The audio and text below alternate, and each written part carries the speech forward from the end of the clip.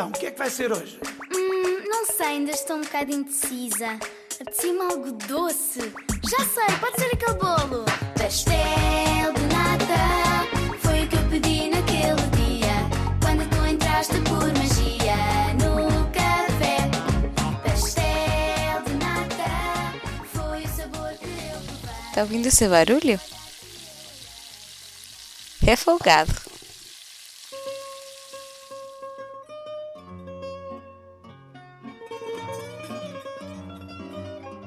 Pastel de Belém ou pastel de nata é um doce tipicamente português da cidade de Belém, que hoje já não é uma cidade, mas sim uma freguesia de Lisboa. Freguesia é a menor divisão administrativa de Portugal. Eu imagino que seja equivalente ao nosso município do Brasil. Pois bem, lá para o século XIX rolou a Revolução Liberal em Portugal e com isso, em 1834, numa treta de briga ferrada por uma birra que, pelo que eu consegui entender, uma das contrapartes dessa guerra civil, dessa revolução, fugiu para o Vaticano e o Vaticano deu guarida para essa contraparte. Basicamente, os vencedores dessa treta fecharam todos os mosteiros e conventos de Portugal, expulsando todo o clero e os seus trabalhadores.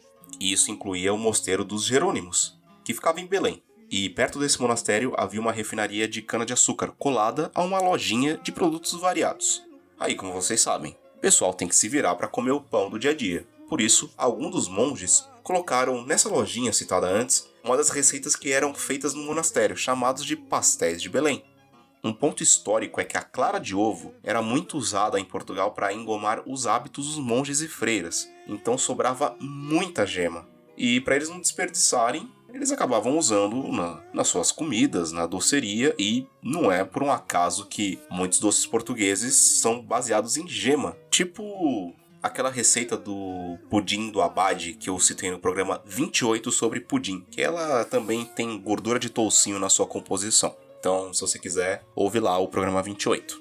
Porém, surge uma preocupação. Na época, Belém ficava longe da capital, Lisboa. Hoje, Belém faz parte de Lisboa, mas vocês entenderam, né? Então a venda dependia do trajeto de barcos a vapor que iam e vinham entre as cidades. E o que ajudou a popularização do doce foi o próprio monastério e a famosa Torre de Belém, que sempre atraía turistas, e até os dias de hoje ela o faz, né, esses dois pontos turísticos, e acabam que agregando, né, os turistas a buscar este doce. Então, 3 anos depois, em 1837, começa a fabricação dos pastéis de Belém em instalações conectadas à lojinha, seguindo a receita secreta dos monges, que acabaram vendendo a mesma para um comerciante chamado Domingos Rafael Alves, que, veja lá você, voltava de uma viagem ao Brasil. E essa receita é tanto um segredo que a sala onde ainda se fabricam manualmente os pastéis se chama Oficina do Segredo. Tem uma plaquinha na porta escrito isso. E até hoje a fábrica continua no mesmo lugar e é posse dos descendentes deste comerciante, né, do Domingos. E para se ter uma noção, a quantidade de produção apenas dessa loja, que se chama Pastéis de Belém,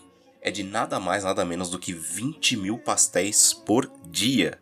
Então, se você estiver pelas bandas de Belém e quiser se somar à penca de turistas que sempre fica nessa loja querendo os pastéis de Belém originais, vá lá. Mas existem outros em Portugal que dizem que são tão bons quanto. É importante frisar que o nome Pastéis de Belém é uma marca registrada dessa fábrica até os dias de hoje. Então, se você comer esse doce fora dela, feito fora dela, claro, o nome muda, assim como Mágica para Pastéis de Nata. E tanto em Portugal quanto no Brasil é possível achar essa maravilhosidade. Mas com certeza, em Portugal deve dar um ruim federal se você vender pastéis de Belém como pastéis de Belém, não como pastéis de nata.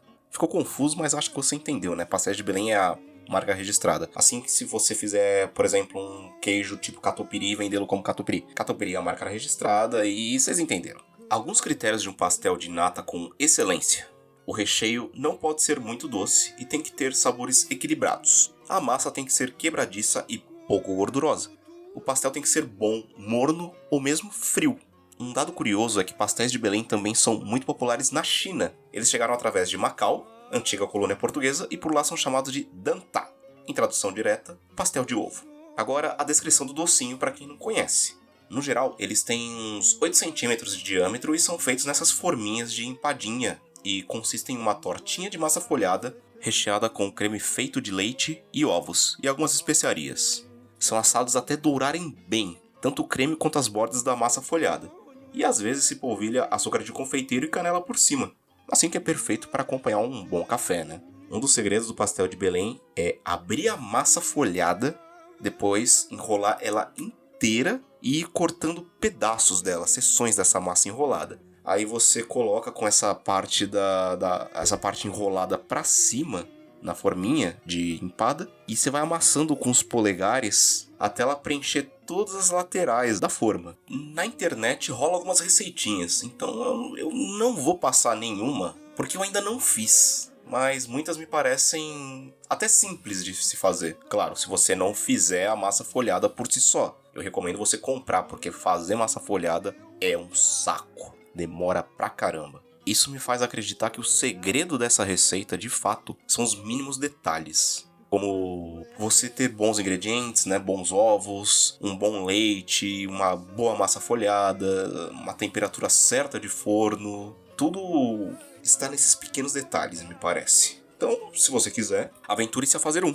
E, obviamente, como sempre, eu vou ter que fazer depois desse podcast. Porque vocês acham que vocês sofrem com refogado? Eu sofro pra caramba. Porque eu escrevo as pautas e eu tenho que analisar tudo certinho e ver fotos e tudo mais. Essas coisas batem direto no meu estômago. Aí eu tenho que fazer, né? Não tem jeito. Ou você simplesmente compra um, se você conseguir achar por aí. Ou se você, não sei, tá ousado, não tem medo do Covid, tá malandro. Isso na época do Covid. Quando isso passar no futuro, já não sei. Se você quiser ir pra Portugal, pra Belém, vai lá, né? Se deixarem você entrar, né? Tem essa também, né? Brasileiro tá sendo pária no mundo inteiro. Ou também, se você vive no Pará e quiser ir numa feira livre, você pode comprar um pastel em Belém. Pode ser um palmito, carne, pizza, o que você quiser. Programinha curto sobre pastelzinho de Belém. E é isso aí. Até semana que vem, meus queridos. Abração. Do quando eras saudade. Portal Desaprender, onde houver certeza que eu leve a dúvida.